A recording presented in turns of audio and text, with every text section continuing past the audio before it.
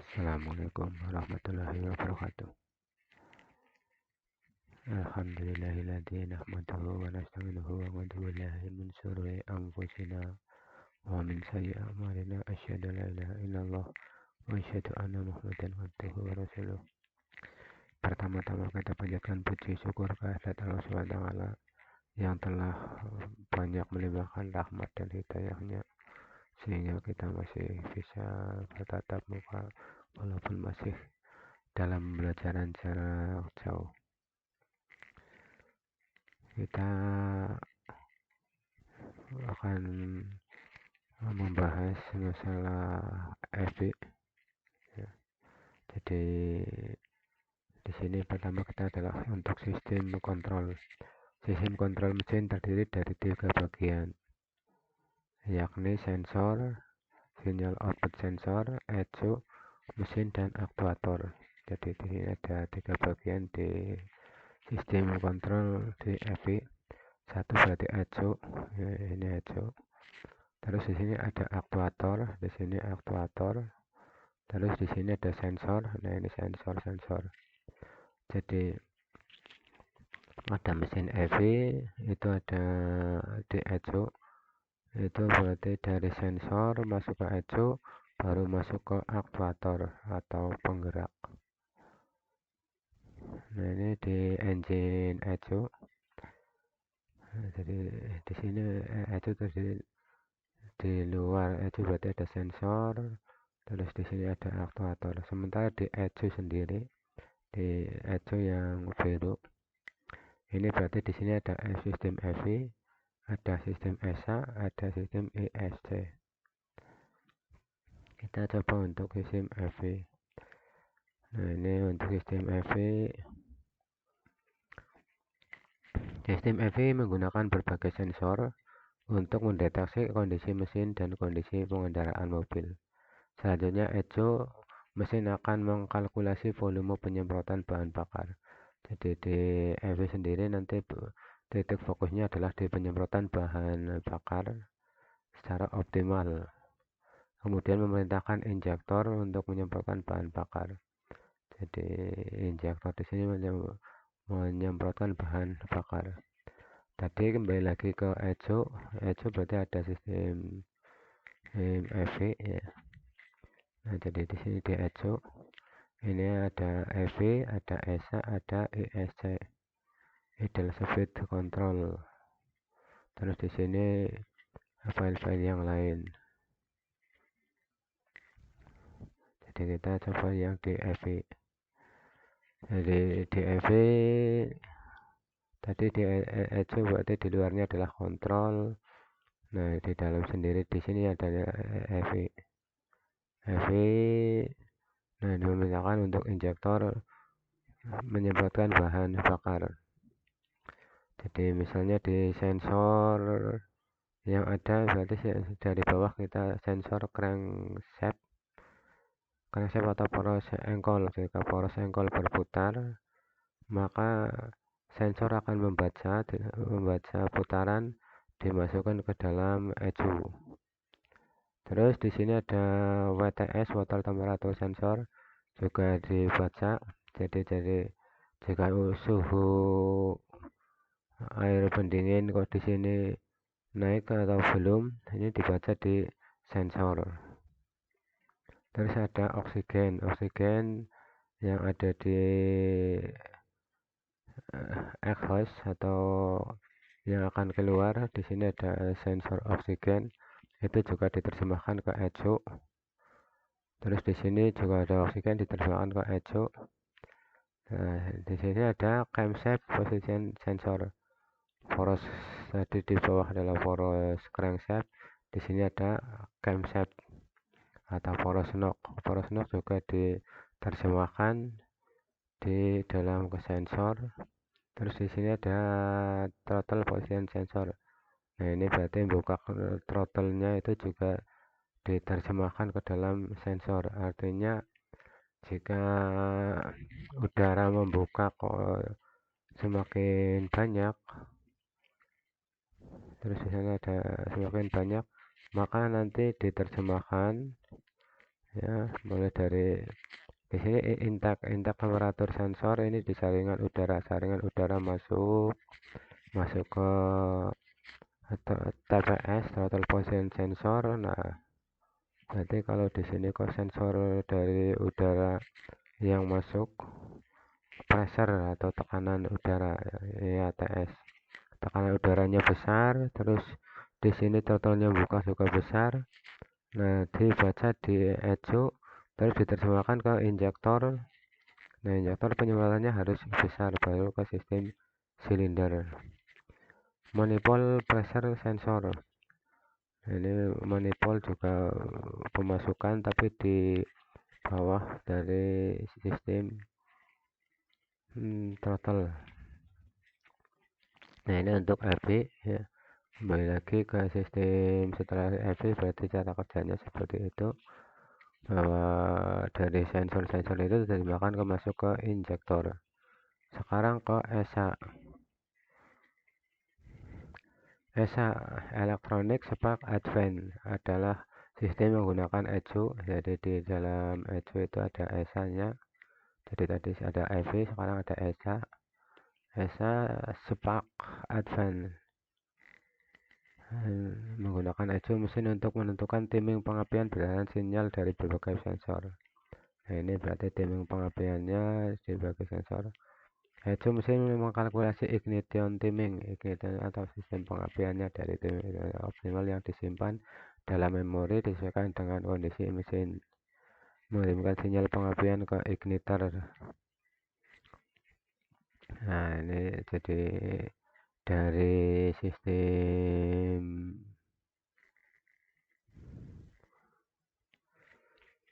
ESA. Sistem ESA terdiri dari berbagai macam sensor, ECU mesin, igniter, ignition coil, dan busi. Peranan sensor. Nah, tadi sudah di sini ada camshaft masuk ke ECU. Terus di sini ada crankshaft juga masuk ke ECU, oksigen masuk ke ECU. Terus di sini pendingin itu juga masuk ke ECU. Di sini knocking juga masuk ke ECU. Kenapa kok di sini ada tambahan knocking? Karena nanti untuk pengapiannya jika knockingnya atau jadi knocking berarti kan ketukan ya, ketukan di dalam engine itu besar, berarti kan pengapiannya bisa disesuaikan. Nah, ini tadi yang kalau di EV berarti injektor yang bekerja. Nah, sekarang di sini adalah yang igniter yang bekerja. Jadi igniter di sini dikeluarkan, ya, yang lain masuk ke sistem ECU, sementara yang pengapiannya ke sistem EV. Ini berarti ada camshaft sudah tahu, berarti camshaft di sini sensor ini mendeteksi sudut kerang standar dan timing camshaft. Jadi sensor dari camshaft adalah mendeteksi sudut kerang standar dan timing camshaft dan waktu camshaft itu buka nutupnya sistem katup. Crankshaft position sensor sinyal NE. Nah, berarti di sini nanti yang keluar adalah sinyal NE, ada oksigen, ada THW, nanti ke sistem motor temperatur, ignition atau igniter di sini ada G, berarti yang ke poros cam. Terus ada NK berarti yang ke sensor knocking. Nah, di sini ada tambahan manifold pressure seperti tadi di EV juga ada manifold pressure.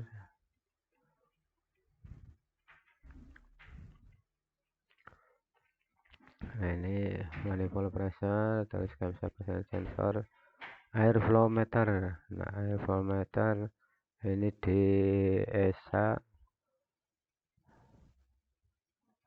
mendeteksi semasa udara. Jadi airflow berarti di sini adalah flow berarti aliran atau masukkan atau volume atau massa udara atau tekanan manifold. Nah, manifold ini berarti tekanan. Throttle position sensor untuk mendeteksi kondisi putaran idling. Nah, jadi throttle di sini putaran idlingnya dideteksi. Jika throttle belum terbuka berarti masih menggunakan idling. Terus water temperature sensor THW untuk mendeteksi suhu air pendingin. Nah, ini berarti di WTS mendeteksi suhu air pendingin. Terus oksigen sensor, sensor ini mendeteksi konsentrasi oksigen dan di dalam gas buang. Nah, jadi oksigen sensornya, nah ini oksigen sensor itu untuk mendeteksi mendeteksi konsentrasi oksigen di dalam konsentrasi oksigen di dalam gas buang. Nah, ini untuk sistem EV berarti ada ESA atau Electric Spark Advance. Nah, ini untuk sistem pengapiannya. Jadi jika sudah dibaca secara keseluruhan, sensor-sensor membaca ke ECO. Nah, dari ECO diperintahkan setelah injektor menyemprotkan bahan bakar tadi di EV. Nah, ini baru igniter memercikan bunga api listrik untuk pembakaran di dalam silinder.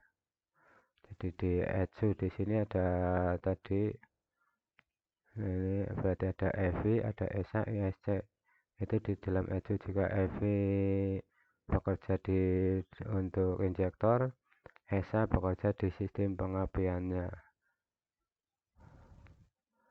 Ini di sistem pengapiannya di igniter.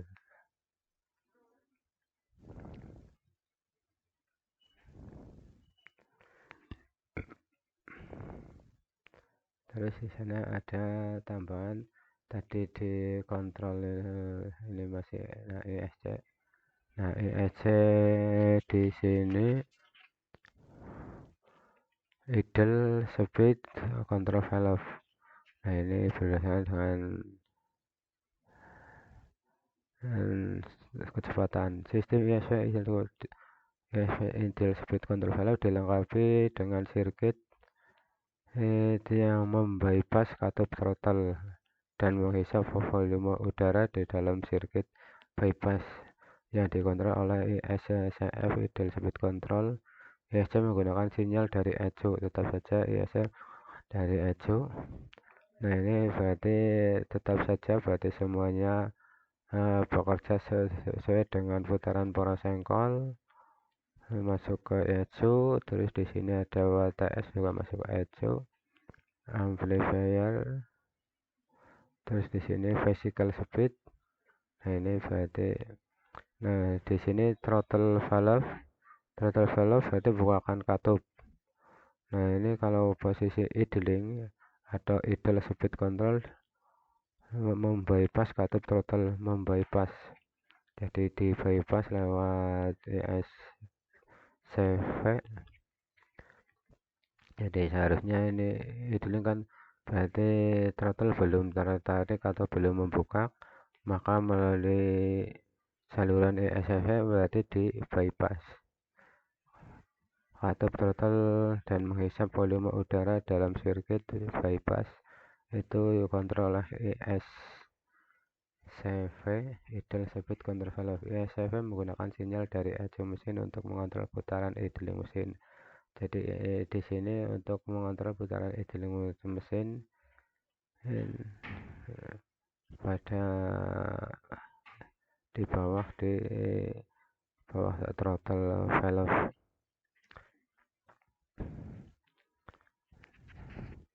Jadi saat starting baru dihidupkan, sirkuit bypass dibuka untuk meningkatkan stabilitas.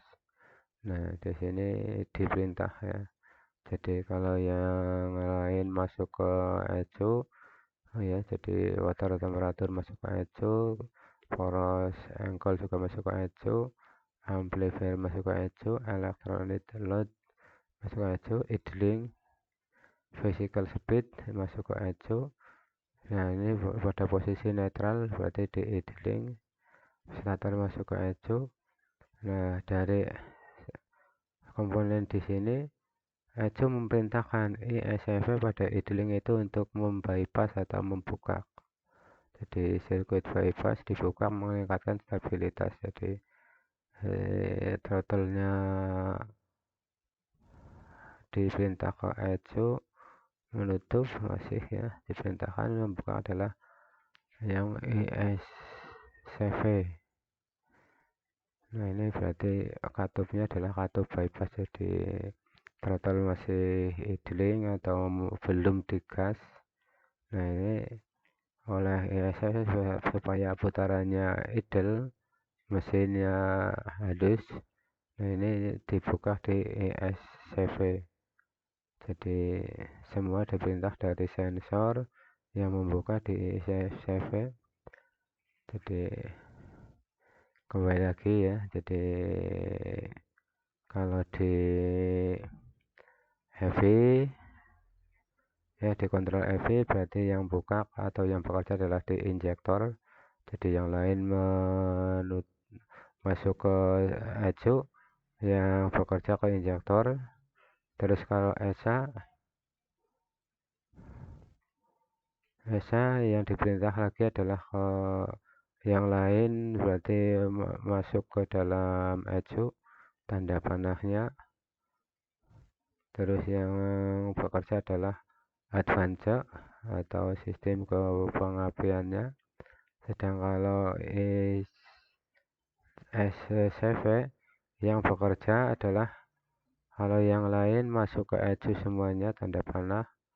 Ini tanda panah yang bekerja adalah di ISCV, di mana saat idling ini di sini membuka katup bypass. Saat memanaskan mesin, saat suhu air pendingin rendah, putaran idling bertambah agar mesin bekerja dengan halus. Nah ini jadi saat mesin, jadi tadi kalau saat starting berarti hanya bypass saja di sini yang dibuka karena throttle-nya masih nutup atau gas tidak dibesarkan saat hidup. Saat memanaskan engine, suhu pendingin rendah, putaran idling bertambah agar mesin bekerja dengan halus. Nah ini berarti suhu pendingin rendah, putaran idling bertambah. Nah berarti di sini ISCV-nya bekerjanya bertambah putaran idling, physical speed sensor. Nah ini berarti bertambah saat memanaskan mesin. Jadi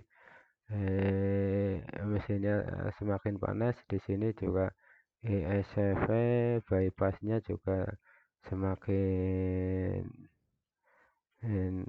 banyak.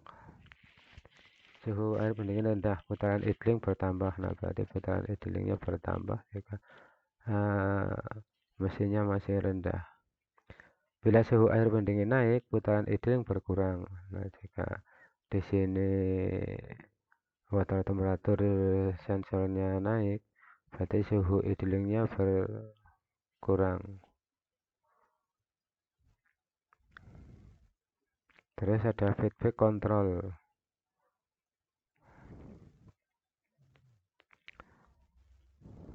File backup. Nah ini berarti order fungsi. Nah ini berarti di file idling berkurang. Feedback control dan control estimate. Nah ini berarti saat menggunakan AC, saat lampu depan menyala, ketika tuas transmisi dipindah dari netral ke D atau dari D ke netral saat berkendaraan berhenti. Nah ini feedback dikontrol. Nah ini file-file ini disimpan, file save dan feedback itu berarti disimpan. Pada kasus di atas, bila beban ditambah atau diubah putarannya, berarti ideal bertambah atau dijaga agar tidak berubah. Ya, jadi untuk pertemuan kali ini saya akhiri dulu, sampai di sini saya akhiri. Wassalamualaikum warahmatullahi wabarakatuh.